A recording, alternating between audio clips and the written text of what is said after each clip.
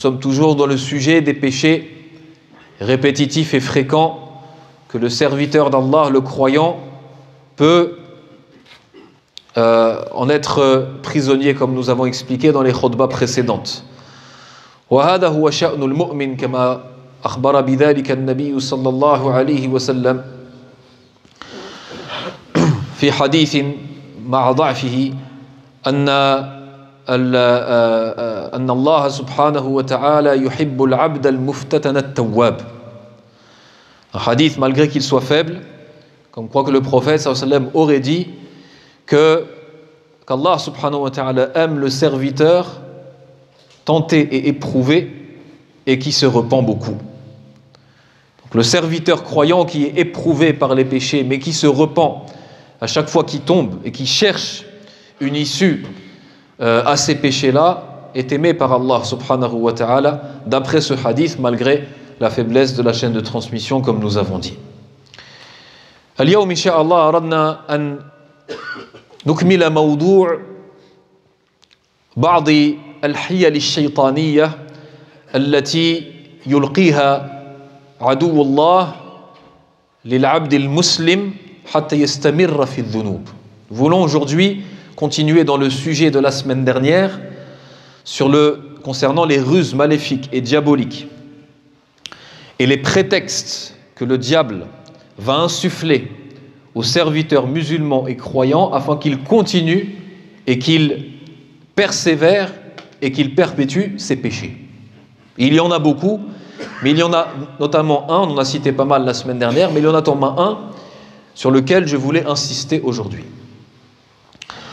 وهو في الحقيقة لابد أن نذكر هذا الموضوع بشكل عام. C'est-à-dire ce sujet, on va l'aborder de manière générale, d'un regard général. وهو, le problème il est où? في أمتنا, dans la communauté musulmane, on a cette tendance excessive de tout rapporter au monde occulte, de tout ramener au monde occulte. C'est quoi le monde occulte? أعني بذلك السحر والجن والعين وهذه الأمور, la sorcellerie, la possession démoniaque, le mauvais œil, etc. نعم لا ينكر أحد أن الناس يصابون بالعين كثيرا, notamment le mauvais œil. Si on parle du mauvais œil, effectivement, كما قال النبي صلى الله عليه وسلم العين حق, le prophète l'a dit dans un hadith, le mauvais œil est une vérité. Le mauvais œil, rapidement, qu'est-ce que c'est? C'est comme un pouvoir qu'Allah subhanahu wa ta'ala a créé dans le regard de la personne qui regarde quelqu'un d'autre, avec une certaine admiration, ou alors avec de la jalousie. Mais la jalousie n'est pas une condition pour qu'il y ait le pouvoir du mauvais œil. C'est quelque chose qui existe, et ça fait partie de la création d'Allah subhanahu wa ta'ala. يفعل ما يشاء. العين حق. وكثير من الناس يصابون بالعين. Beaucoup de personnes, beaucoup de gens peuvent être touchés par le mauvais œil. هذا لا ينكره أحد. Personne ne peut renier ce fait-là. أما السحر والصرع أي صرع الجن والشياطين, concernant la sorcellerie et l'attaque de djinn ou de possession démoniaque, c'est des choses qui peuvent arriver. Si on parle de sorcellerie, effectivement, dans notre époque, c'est un fléau, notamment dans nos pays d'origine. Dans certains pays, il y en a plus que d'autres, et ça arrive assez fréquemment. Moins que le mauvais œil, mais ça arrive assez fréquemment. La possession démoniaque est souvent, très souvent, accompagnée de sorcellerie, de sihr. Si ce n'est pas le cas, c'est plus rare. ولكن, mais malgré cette introduction du fait que tout ça existe et est assez fréquent, al-hadar, le danger, et je dis bien le danger, c'est de tout rapporter à cela, de tout ramener à cela. Ça veut dire qu'il y a beaucoup de musulmans.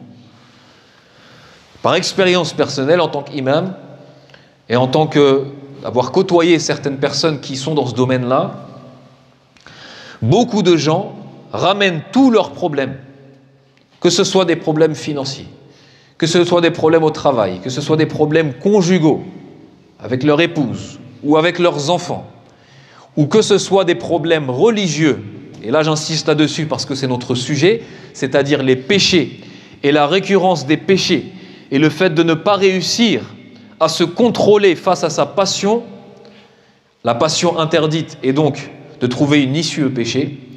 Beaucoup de gens ramènent tout cela à chaque fois vers le monde occulte, en disant c'est sûr que j'ai de la sorcellerie, c'est sûr que j'ai un djinn qui est rentré en moi. Généralement, c'est ces deux choses qui reviennent. Le mauvais œil un peu moins concernant le cas des péchés. Wahada, et le fait de prétendre cela, de présumer cela, n'est pas automatiquement faux ou théoriquement faux, comme on l'a expliqué. Mais l'erreur est de se focaliser là-dessus et de tout ramener là-dessus.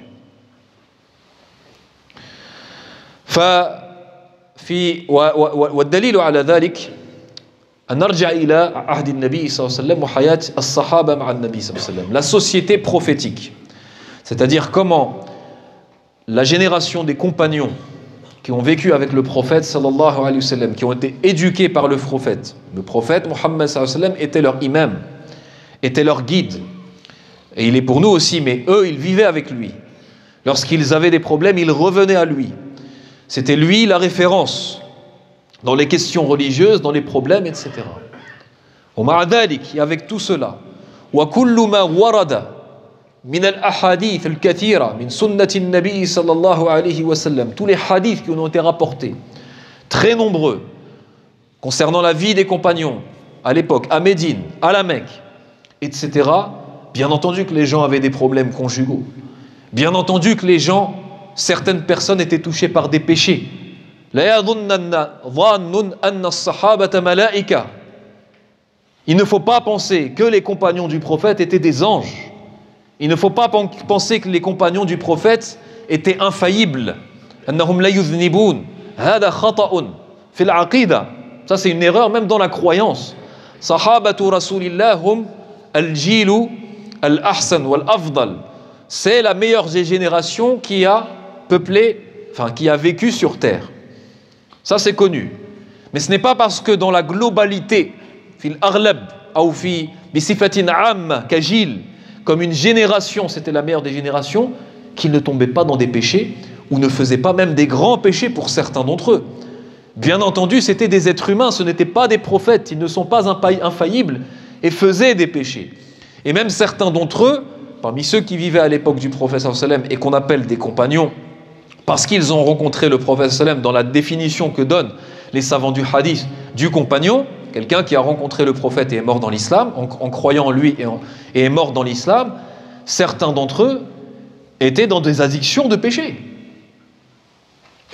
D'accord ? Il y en a certains même qui étaient alcooliques, certains qui commettaient la fornication, akramakumullah. Certains d'entre eux sont tombés dans le meurtre. Donc il ne faut pas penser que les compagnons du prophète étaient exempts de péché ou même de grands péchés. Tout cela est faux. Il ne faut pas penser non plus que la génération des compagnons, lorsqu'ils vivaient, ils n'avaient aucun problème conjugaux ou de couple. Ça, c'est complètement faux. Et on a combien d'histoires et d'anecdotes dans la sunna prophétique de divorce, de demande de divorce, ou ce genre de choses, ou de litige entre le mari et la femme, comme on a aujourd'hui. Alors peut-être un peu moins, certes, mais il y en avait. Et pourtant, peu sont les hadiths qui nous ont été rapportés dans lesquels le prophète sallallahu alayhi wa sallam a fait une ruqya de lui-même, ça veut dire l'exorcisme qu'il a fait de lui-même. Ils ne sont pas si nombreux que ça. Et lorsqu'il faisait alayhi salatu wa sallam la ruqya, ça veut dire l'exorcisme, ou certains compagnons qui la faisaient, c'était dans des cas bien précis, dans des cas de sara', ça veut dire de possession démoniaque, comme par exemple le cas de 2 enfants, de jeunes garçons qui étaient pris par le sara', ça veut dire une possession démoniaque de manière temporaire, et le prophète sallallahu alayhi wa sallam leur a fait l'exorcisme al-ruqya. Ou le hadith fil Bukhari qui est connu, Abi Saïd al-Khudri, que lui-même Alors, ils disent que c'est un compagnon, mais d'après certaines versions, c'est lui-même qui a fait la ruqya sur ce chef bédouin qui avait été piqué par un scorpion. Parce que la ruqya, c'est pas simplement pour les maux occultes, c'est aussi dans certaines maladies, comme la piqûre de scorpion ou autre. Mais, atahadda, moi je mets en défi, je défie quiconque de me rapporter des hadiths, ou ne serait-ce qu'un hadith du prophète sallallahu alayhi wa sallam, qui parle de ruqya, qui parle d'exorcisme, ou ce genre de choses, dans le cas de problèmes de couple, ou dans le cas de péché. Atahadda. Voilà, ce que je demande, que quelqu'un me rapporte ne serait-ce qu'un hadith de la sunna du prophète sallallahu alayhi wa sallam, dans lequel l'exorcisme ou la ruqya est la solution, et que c'est arrivé ne serait-ce qu'une fois à l'époque du prophète alayhi salatu wassalam, dans le cas de péché récurrent, ou le péché de manière générale, ou dans le cas de problèmes de couple. Lan tajidou, vous ne trouverez pas. Alors qu'est-ce que cela veut dire? Ça veut dire que nous avons trouvé une nouvelle, quelque chose de nouveau, que la solution vers les péchés, c'est l'exorcisme, ou que la solution contre le divorce, c'est l'exorcisme. Et là, je me concentre plus sur le côté des péchés. Certes, bilachek, sans renier la vérité, quelque chose qui est vrai, bien entendu, le sihr, al-ayn, peuvent envenimer les situations, notamment dans le cas de couple. Ça arrive assez souvent, on connaît ça, je ne dis pas le contraire. Mais ce que je veux dire, c'est que, pour ensuite revenir sur le sujet des péchés, il ne faut pas se focaliser absolument là-dessus en disant de manière automatique, à chaque fois que j'ai un problème avec mon épouse, c'est qu'entre un de nous, ou nous deux, nous sommes touchés de sorcellerie. Non. Oui, ça arrive même assez fréquemment, ce genre de choses, mais ça ne doit pas être un automatisme. La plupart des problèmes de couple et de conjugaux, c'est le problème de comportement ou c'est des problèmes de piété. C'est ou alors dans la religiosité que ça ne va pas, dans le mari, dans la femme, ou bien un problème de comportement. C'est les deux choses. At-taqwa wa husnul khuluq. C'est les deux choses qui sont difficiles à avoir dans ce bas monde et qui ont la plus grande des récompenses dans l'au-delà. C'est la piété d'une part, la crainte pieuse, qui est une chose, et le bon comportement qui est autre chose. Attention, quelqu'un peut être pieux, mais ne pas avoir un bon comportement. Et vice-versa. ولذلك قال النبي صلى الله عليه وسلم في قضية الزواج نعم قال إن يعني في معنى الحديث نعم إن بداية الحديث إذا جاءكم من ترضون دينه وخلقه فزوجوه. S'il vient à vous quelqu'un dont vous êtes satisfait de sa religiosité et de son comportement, c'est bien deux choses différentes, donnez-lui, ça veut dire mariez-le. Donnez-lui votre fille ou votre sœur. Donc c'est bien deux choses différentes et c'est ça généralement le problème qu'il y a dans les couples et les problèmes conjugaux. Donc il faut se concentrer là-dessus. Après effectivement, s'il y a un cas de sorcellerie évident dont aucun exorciseur ou imam exorciseur ne diverge sur le fait que c'est un cas de sorcellerie ou un cas de mauvais œil, là dans ce cas-là le traiter avec la ruqya ou la ruqya, et la ruqya c'est quelque chose d'assez grand et général, on pourra expliquer dans un autre moment. As'alullah tabaraka wa ta'ala an yaghfira lana wa an yarhamana wa an ya'fu 'anna innahu huwal ghafurur rahim.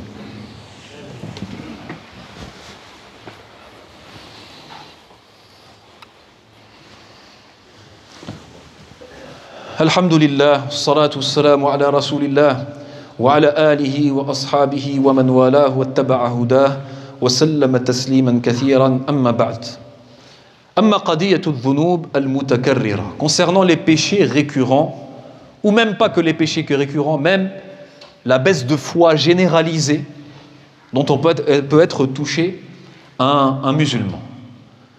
Donc à la base, il faut bien comprendre que ce problème-là, la source de ce problème-là, c'est le cœur. C'est le cœur, c'est le qalb, c'est le cœur qui est malade. D'accord ? C'est le cœur qui est malade et on a expliqué auparavant quelles sont les causes de la maladie du cœur. D'accord ? Surtout pas automatiser la chose en disant « j'ai une faiblesse de foi, donc j'ai été touché de mauvais œil ou donc j'ai été touché de sorcellerie ». Mettez, ou la personne qui se dit ça, qu'elle mette cette option comme la dernière. Pour quelle raison ? Il y a un danger là-dessus, c'est quoi ? C'est que, déjà premièrement, c'est de ne pas avoir le bon diagnostic. Ça veut dire qu'on pense que le mal, c'est un mal occulte alors que ça n'a absolument rien à voir. Et la personne peut être trompée. Pourquoi? Peut être trompée par l'exorciste lui-même ou la personne qui lui fait l'exorcisme qui va lui dire « Effectivement, j'ai remarqué que tu avais des shéatines autour de toi qui te font des choses, etc. » Tout ça, c'est possible. Bien entendu, quelqu'un qui s'éloigne d'Allah, quelqu'un qui commet des péchés, quelqu'un qui n'est pas sérieux dans ses prières, il va être une proie facile pour le diable et pour les diables de manière générale.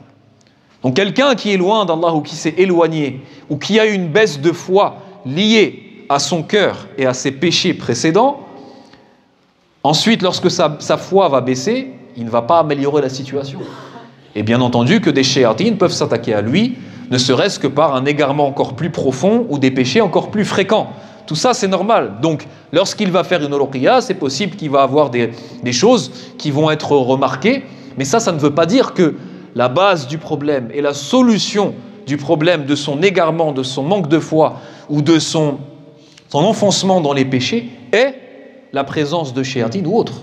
Et d'ailleurs, par témoignage de toutes les personnes qui sont amenées à faire de l'exorcisme, ils disent, c'est toujours la même chose. Quelqu'un, il vient, il a des problèmes, les problèmes dans sa religion, autres, il vient voir l'exorciste, il lui fait l'exorcisme, il va beaucoup mieux, alhamdoulilah, mais comme il ne s'améliore pas dans sa religiosité, comme il ne fait pas de repentir sincère, comme il reprend ses péchés, comme il reprend à ne pas être assidu à ses prières, il revient 2 semaines plus tard. Quelquefois, le djinn, il sort, et 2 semaines plus tard, il revient.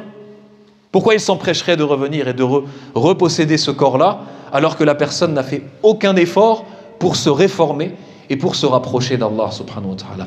Ne pas oublier que la meilleure protection contre les diables, contre les sorciers, contre le mauvais œil, c'est le fait de s'accrocher à Allah subhanahu wa ta'ala, s'accrocher à sa religion et multiplier les adorations. Ça, c'est la meilleure des protections. Et personne ne pourra remettre cela en question. Personne ne peut remettre cela en question. Donc en réalité, la solution au problème des péchés, c'est un véritable repentir. C'est-à-dire une véritable réforme du cœur. Ça veut dire que c'est At-Tawba, comme on va parler la semaine prochaine, Inch'Allah, At-Tawba, le repentir, c'est un retour vers Allah, subhanahu wa ta'ala. C'est-à-dire même linguistiquement dans la langue arabe, At-Tawba, ça vient de là, c'est un retour, Ruju'un ilallah. Que la personne, par son cœur, et ensuite donc par ses membres, ça va suivre, revienne vers Allah subhanahu wa ta'ala repentant, en regrettant ce qu'il a commis et en essayant de ne plus revenir dans ce qu'il a fait. C'est cet acte-là du cœur, c'est cet effort-là spirituel qui va permettre à la personne de se relever de son manque de foi, de se relever de sa baisse de foi et de pouvoir sortir d'une spirale de péché dans laquelle il est enfoncé. Naam, effectivement, l'exorcisme, même l'exorcisme de soi-même, ça veut dire l'exorcisme, c'est pas obligatoirement aller voir un raqi. On peut se faire soi-même en récitant le Coran. Je rappelle que l'exorcisme, la base, huwa qira'atu kalamillah, c'est par les paroles d'Allah subhanahu wa ta'ala et wa asma'illah, les noms d'Allah, al-husna, wal ad'iya, et des invocations qui ont un sens cohérent et convenable. La ruqya, c'est ça, ce n'est pas autre chose. C'est par le livre d'Allah, par les paroles d'Allah, la récitation du Coran, la citation des noms divins et des du'as prophétiques ou autres, mais des du'as qui ont un sens convenable. Donc toute personne peut se faire à lui-même la ruqya si ce n'est pas un cas grave et avéré. Parce que quand c'est un cas grave et avéré, là il faut que la personne ait un exorcisme de quelqu'un d'extérieur. De lui-même, il ne pourra pas. Mais bien entendu, l'exorcisme, que ce soit de soi-même ou de quelqu'un d'extérieur, va lui être bénéfique. Ça va lui être bénéfique dans la protection et pour se prémunir contre les shéatines, contre les diables et même dans sa guérison. Mais là n'est pas le remède, le véritable remède et la véritable solution dans le problème des péchés.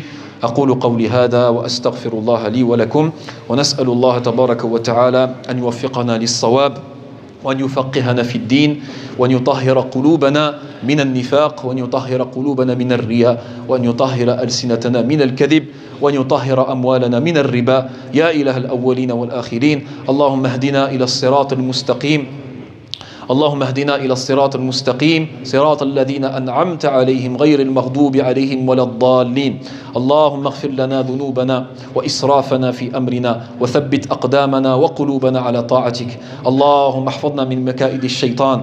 اللهم احفظ أزواجنا وبناتنا وأبناءنا من مكائد الشيطان برحمتك يا إله الأولين والآخرين. اللهم ارحم إخواننا المستضعفين في كل مكان. اللهم ارحم إخواننا المستضعفين في فلسطين. اللهم كن لهم عونا ونصيرا يا إله الأولين والآخرين. اللهم احم رؤوسهم واحم نساءهم واحم أطفالهم من القنابل والصواريخ يا إله الأولين والآخرين. اللهم عليك بعدوهم فإنهم لا يعجزونك. اللهم عليك بعدوهم وعدونا فإنهم لا يعجزونك. اللهم أرنا فيهم عجائب قدرتك. اللهم أرنا فيهم عجائب قدرتك. اللهم أرجع لهذه الأمة قوتها ووحدتها حول الحق وكلمة الحق يا إله الأولين والآخرين. عباد الله، إن الله يأمر بالعدل والإحسان وإيتاء ذي القربى وينهى عن الفحشاء والمنكر والبغي يعظكم لعلكم تذكرون. فاذكروا الله الكريم يذكركم واشكروه على نعمه يزدكم ولذكر الله أكبر والله يعلم ما تصنعون. وقوموا إلى الصلاة.